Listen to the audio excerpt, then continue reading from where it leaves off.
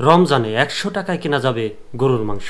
পুরো রোজার মাস জুড়ে দেশের সবখানে যখন মূল্যবৃদ্ধি আর মজুতদারির খবর, তখন সাতক্ষীরায় স্বস্তির খবর হলো মাত্র ১০০ টাকায় কিনতে পারবেন গরুর মাংস। সংযমের মাস রমজানের পবিত্রতা রক্ষা ও সবার ক্রয় ক্ষমতার কথা বিবেচনায় এনে জেলা সদরে এমন সুলভ মূল্যের বাজার চালু করা হয়েছে বলে জানায় প্রাণী সম্পদ অধিদপ্তর।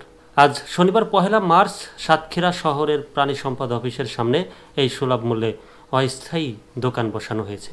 এখানে সাশ্রয়ী মূল্যে শুধু মাংস বিক্রি হবে না, সাশ্রয়ী দামে পাওয়া যাবে দুধ ও ডিম। এই কার্যক্রমের উদ্বোধন করেন সাতক্ষীরার অতিরিক্ত জেলা প্রশাসক বিষ্ণুপদ পাল।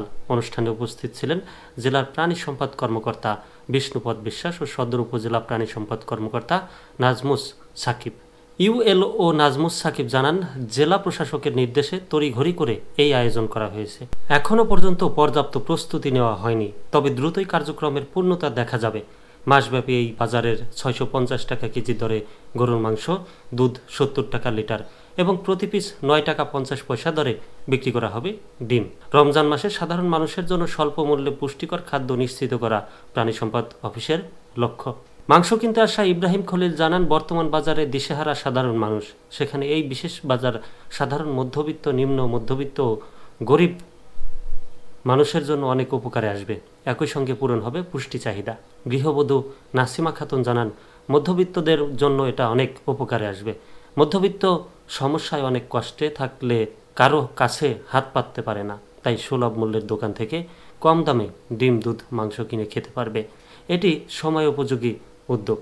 সাতক্ষীরার জেলা প্রশাসক অবশ্যই তিনি একটা ভালো কাজ করেছেন এবং ৬৫০ টাকা, সারা দেশে যেখানে ৭০০, ৮০০, ৯০০ টাকা কেজিতে গরুর গোস্ত কিনতে হয়, সেখানে তিনি ৬৫০ টাকা কেজিতে গরুর গোস্ত বিক্রির ব্যবস্থা করেছেন এবং ৯ টাকা ৫০ পয়সা দরে ডিম বিক্রির ব্যবস্থা করেছেন। অবশ্যই এটা প্রশংসনীয় একটা উদ্যোগ।